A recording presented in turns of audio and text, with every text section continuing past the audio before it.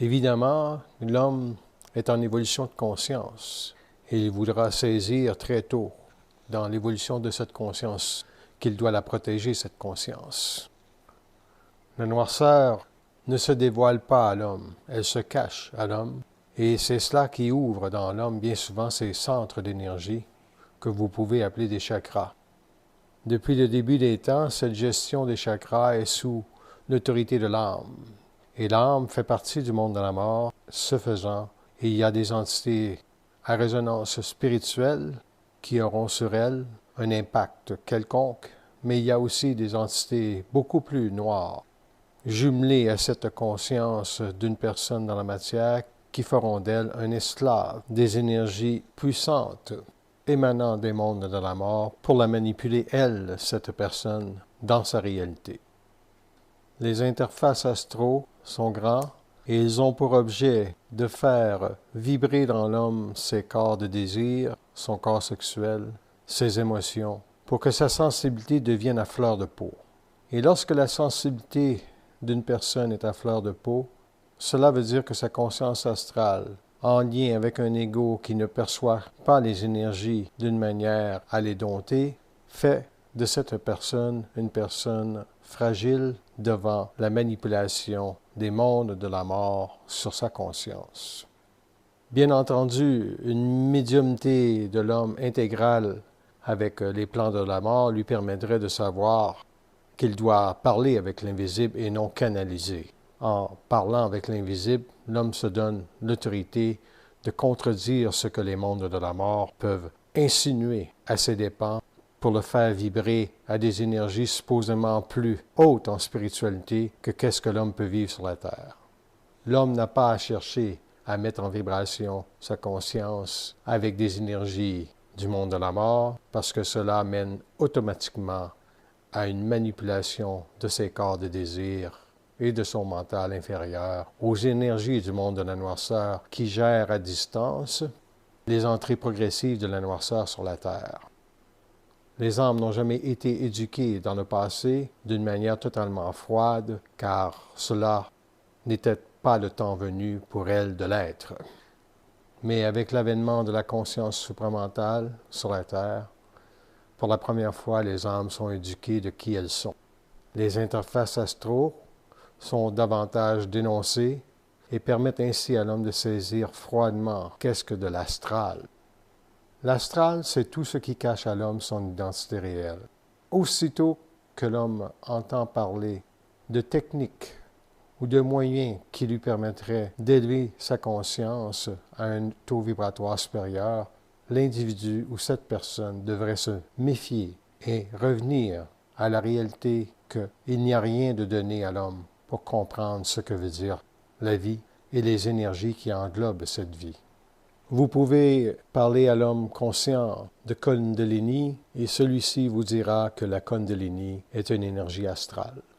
permettant de faire vibrer le corps de désir dans l'homme pour ensuite ouvrir totalement ses chakras à partir du bas de sa colonne vertébrale jusque vers le haut. Et c'est totalement l'inverse qui doit se produire, soit que l'homme dans son corps mental permettra la descente des énergies de son mental dans l'ensemble de ses corps inférieurs pour les élever à la vibration de ce que lui entend faire avec ses corps. C'est donc dire que lorsqu'une personne est en totale gestion de sa conscience, il ne vibre plus à l'astral. La séduction ne fait plus partie de lui, car ce qu'il voit chez l'autre, ce n'est pas son corps de désir ou encore son corps sexuel, mais simplement les énergies qui se dégagent de cette personne en lien avec sa sensibilité réelle. Soit, est-ce que cette personne possède réellement un lien avec sa lumière, ou elle est tout simplement dénudée de lumière dans cette vie pour être habitée par une âme qui conditionnera dans son évolution les énergies astrales de sa conscience pour qu'un jour son ego soit totalement vulnérable devant la vie. L'âme ne sait pas cela. L'âme ne sait pas qu'elle ne permet aucunement à l'homme d'élever son mental parce qu'elle considère que les entités spirituelles qui la nourrissent d'informations en lien peut-être avec la Kundalini ou autres interprétations de médiumnité pouvant donner à l'homme une autorité sur sa vie et le menant à la conquête de sa psyché dans la matière, fera de lui un être solaire. C'est un grand mensonge. Les énergies de la noirceur ont pour autorité de mener un combat total contre l'homme. Et il est certain que l'homme est facilement manipulable dans ses énergies parce qu'il ne sait pas réellement comment converser avec sa lumière pour en découvrir toute la profondeur astrale qui génère dans ses corps de désir une médiumnité insuffisante pour contrecarrer les interfaces astro et l'ensemble des énergies sataniques et lucifériennes qui se trouvent dans les plans et les corridors parallèles de la Terre. Une conscience non avertie des énergies de la noirceur ne signifie pas que cette conscience ne vivra pas une vie agréable. Cela veut simplement dire qu'elle est conditionnée aux énergies de l'âme et selon ce que l'âme a vécu dans la matière, cette personne peut quand même avoir une vie agréable. Mais elle ne peut pas avoir une conscience avertie et une conscience qui se développe progressivement avec l'établissement de sa propre lumière pour comprendre qui est le monde de l'âme et quelles sont les énergies de la Kundalini qui la ramèneraient possiblement à croire que tout ce qui est en haut d'elle est puissamment plus grand qu'elle ici-bas. Les entités spirituelles du monde de la mort ont pour objectif de faire croire à l'homme qu'il vivra l'illumination de sa conscience à travers ses corps de désir liés à la montée d'énergie dans sa colonne venant du corps sexuel, alors que l'inverse doit se faire, c'est-à-dire que c'est l'homme dans son corps mental qui établit totalement l'autorité de ce qu'il voit et aussi de comment il veut vivre sa vie pour ne pas sombrer dans une médiumnité qui ne respecte pas. Si l'homme pouvait converser avec la lumière et il exigerait d'elle une médiumnité intégrale, cela voudrait dire qu'il serait totalement prêt à une habitation de la lumière sur sa conscience. Et comme l'homme n'est pas nécessairement prêt du jour au lendemain à une habitation totale de la lumière sur sa conscience, il y a une communication télépathique qui se fait progressivement. Cette communication télépathique avec les plans est préférable à une médiumnité qui permet à une entité de se greffer à la conscience d'une personne pour lui dire comment elle devrait gérer sa vie et vivre celle-ci. Les interfaces astro sont toutefois nécessaires pour amener l'homme à évoluer, car l'homme est naïf dans sa conscience et la naïveté ne se traverse pas avec des pensées spirituelles ou une volonté spirituelle poussant l'ego vers l'abandon de ses craintes à la réalité que son illumination peut provenir d'une technique quelconque. L'illumination est une saveur spirituelle venant des Indes pour provoquer dans l'ego l'impression qu'il est un être de grande envergure, alors qu'en fait, l'ego est soumis aux énergies de certaines entités astrales très puissantes qui, à l'origine, n'ont jamais comprise que dans leur propre illumination, ils ne sont pas devenus immortels, mais bien des êtres mortels gouvernés sur les hauts plans de la mort par des forces très puissantes de noirceur. L'homme doit donc se méfier de tout ce qu'il vibre au niveau de ses corps inférieurs, car si cela ne met pas en éveil son corps mental supérieur, pouvant lui permettre d'être vigilant, cela veut dire qu'il se fait jouer. En ce sens, une personne peut très bien vibrer dans sa conscience au niveau de son corps sexuel à une autre personne. L'âme est placée dans une sensibilité à fleur de peau, ce qui éveille dans la conscience de l'ego le désir. Mais lorsque l'homme est davantage habité dans son corps mental par la nature cosmique de son être, il est aussi en mesure de contrebalancer cette énergie en regardant le plan d'ensemble. C'est-à-dire, est-ce que l'autre personne convient réellement à sa psyché pour partager une sensibilité qui sera totalement respectée, ou est-ce encore simplement un corps de désir qui a besoin d'être satisfait, car la personne est déséquilibrée dans sa conscience et sa psyché pour ne pas voir que tous les interfaces astro qui la pénètrent dans une journée ont la puissance de la soumettre, elle, dans son corps mental, à des énergies qui pollueront sa psyché de désir.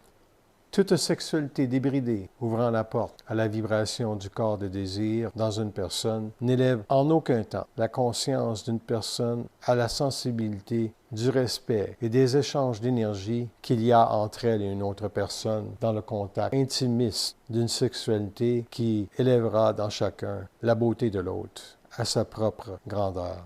Le principe intelligent lié à la conscience de l'homme en lien avec son corps sexuel est de mettre en éveil sa sensibilité à la réalité que l'autre est aussi un corps d'énergie. Ce faisant, ce corps d'énergie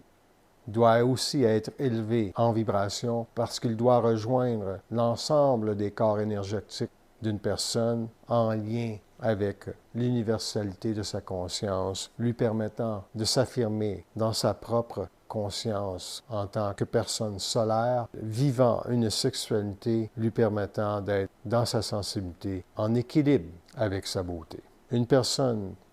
qui ne comprend pas que le corps sexuel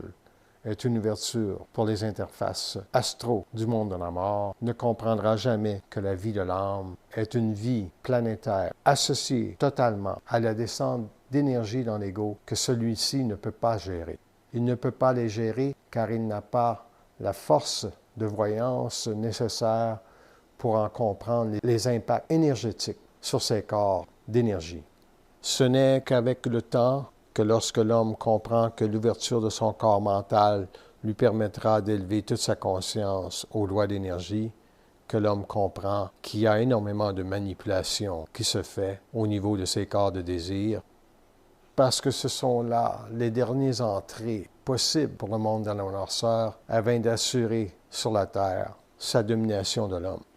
Certes, la manipulation dans le passé a progressivement fait basculer beaucoup de conscience dans la maladie mentale, mais il y a aussi l'ensemble des énergies parallèles à la pensée qui doivent un jour aussi être compris par l'homme. En outre, qu'une personne ne doit jamais penser qu'elle peut vivre une plus grande vie à l'intérieur de ses corps de désir. Tout ce qui émane du corps mental inférieur pour gérer une vie provient essentiellement de l'inhabilité d'une personne à comprendre que ce corps inférieur est essentiellement mis à profit par les corps inférieurs, le corps de désir, le corps sexuel, pour polariser l'ego dans sa compréhension de ce qu'il voit, de sa vie et de la vie. Ce n'est pas parce qu'on va aux Indes et qu'il y a des chamans qui font des exercices de haute spiritualité pour élever en eux la conscience mentale de leur être vers les hauts plans de la vie,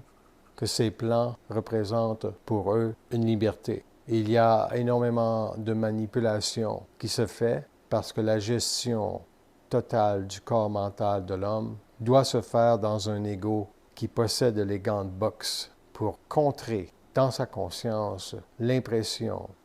ou l'invitation qu'on lui donnera les clés de sa conscience gratuitement. L'homme doit se méfier de l'astral et il doit, pour s'en méfier, être très conscient que tout ce qu'il croit être essentiel à sa vie, un jour l'assujettira à cette croyance. Il n'y a aucun produit miracle, que ce soit un produit totalement biologique pour équilibrer votre conscience, qui remplacera le contact télépathique de l'homme avec sa lumière. Cette vibration est la plus haute, et tant qu'une personne n'a pas un contact télépathique suffisamment développé avec sa lumière pour les forcer à se plier à sa volonté, il doit se méfier de l'astral. L'astral étant à nouveau le monde anti-homme qui génère, sur le plan de la mort, tous les éléments de contrôle et de séduction pouvant amener l'homme à fabuler devant la vie. Pour être averti de la vie, il s'agit de l'étudier et d'explorer sans cesse avec un esprit critique ce qu'on nous présente. Ne cessez jamais d'avoir un esprit critique et ne cessez jamais de questionner la facilité, car la facilité, c'est nécessairement une interface astro qui vous vendra l'illusion qu'une technique ou qu'un simple discours avec la vie vous permettra d'entrer dans les colonnes de la lumière à laquelle un jour toute conscience doit avoir droit.